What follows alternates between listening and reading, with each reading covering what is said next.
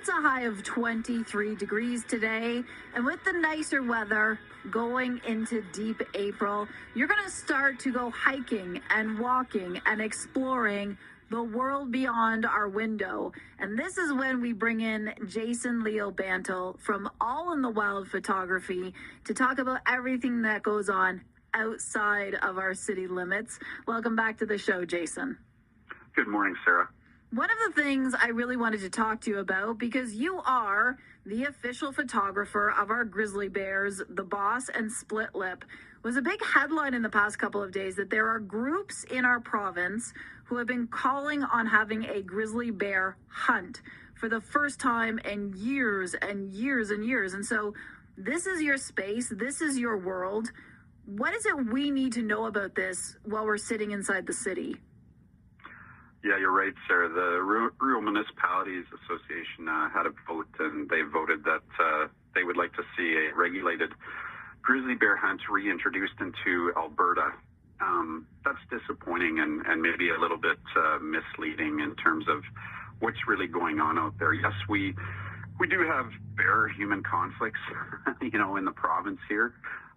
Statistically, the likelihood of being attacked is very low. There's 2 to 3 fatalities a year in North America in a total, 30 injuries across North America. So it's pretty low. And historically, Sarah, we had 6,000 to 9,000 grizzly bears in Alberta.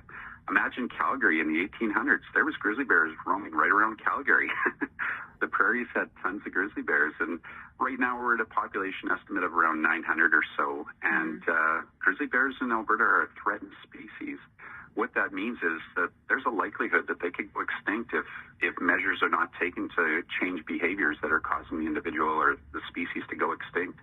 So I think we have to tread really carefully here, Sarah, and base this decision on science. And right now we don't have the science to make a decision like this.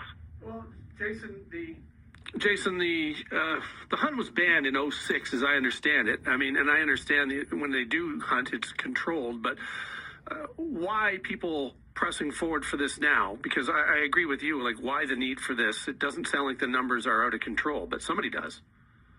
Yeah, great point, Rick. And I think what it is the case of, we're having more conflicts being kind of seen in Alberta right now. And part of the reason that is we're, as Sarah mentioned, we're heading out and hiking deeper and deeper into the backcountry. And perhaps, we could all be a little more educated on what it's like to be around bears and how to act when we're around bears. We also have, the conflict with human infrastructure, primarily livestock. Beehives. Bears are focused on food. All that matters to them is kind of food. And we know the Boss. There was a famous article written. All he does is eats and mates. So male bears are also focused on mating in spring. But then we get into some of that conflict that happens in agriculture. And I think from that perspective, we have to the province can maybe offset that somehow with financial abilities to say, hey, if there is damage to your agricultural operation, we're going to have to pay something. When we look at grizzly bears, we look at tourism in this province, it's a $15 billion industry. Holy smokes, that's a lot of money. And so when I'm in my galleries at Banff and Canmore, All in the Wild galleries, we get many people who are traveling from all around the world. And why are they there? They just want to see the grizzly bears. They're so important. And we're a province that still has grizzly bears. So why would we risk this right now? I don't think it's worth it. Sport hunting is not going to bring in that amount of money like tourism does to this province. Also, Jason, I wanted to recognize this day in your life because you are passionate about the wild. You are passionate about the wilderness.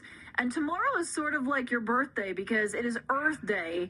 And some people just recognize it, see it on a calendar. But for you, tomorrow's actually a really important day in your life.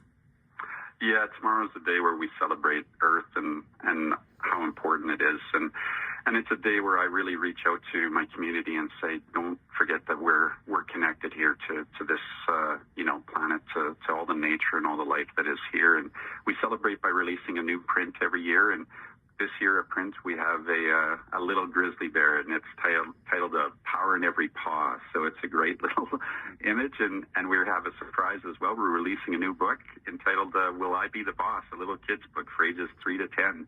So anyway, it's a fun book, and it celebrates grizzly bears and all they do in this amazing province.